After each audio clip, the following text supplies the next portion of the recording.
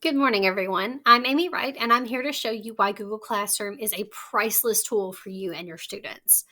Like most Google products, the URL is super simple. It's just classroom.google.com. From here, you can first go to the plus sign. Click on the plus sign to either join or create a class. Now, as teachers, most of the time, what you're going to be doing is creating a class.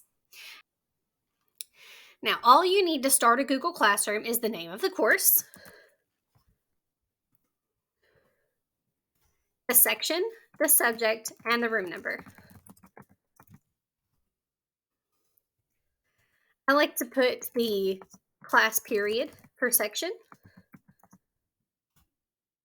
There's a handy drop down for the subject, and I am in room 1 at my school. Simply hit create, and Google will set up the basis of your classroom for you.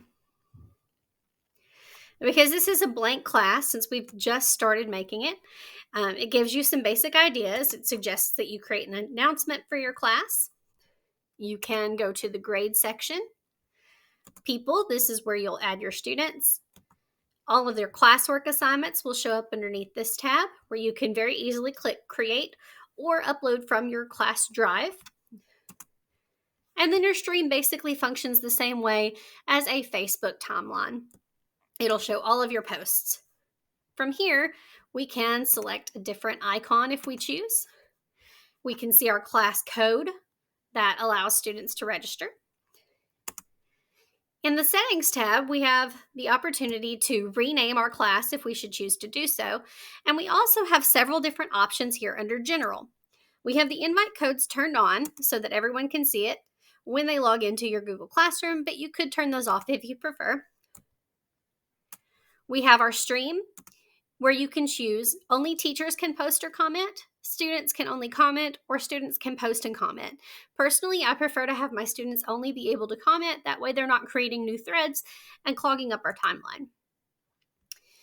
Classwork on the stream. This is also a helpful tab. We can show the attachments and the details. We can show a condensed version of the notifications, or we can hide notifications altogether. You have the option of showing deleted items, but only teachers can view these. I love that Google Classroom directly incorporates a Meet link straight into your Google Class. That means students can go straight there. They know what to look for and when to look for, and it's specific to their class period.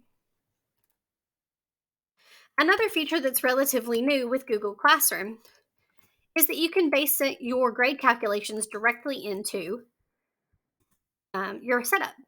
You can do total points, which I know many teachers prefer, or weighted category, which is generally my preference.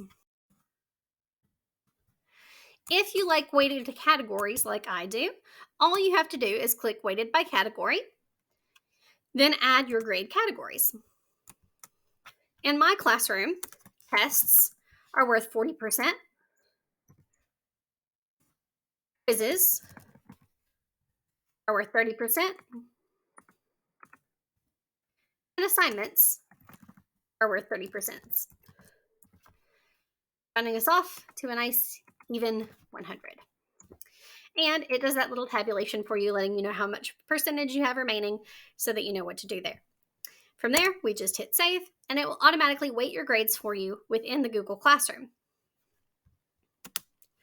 Now, I'd like to show you some things I have already set up in a classroom.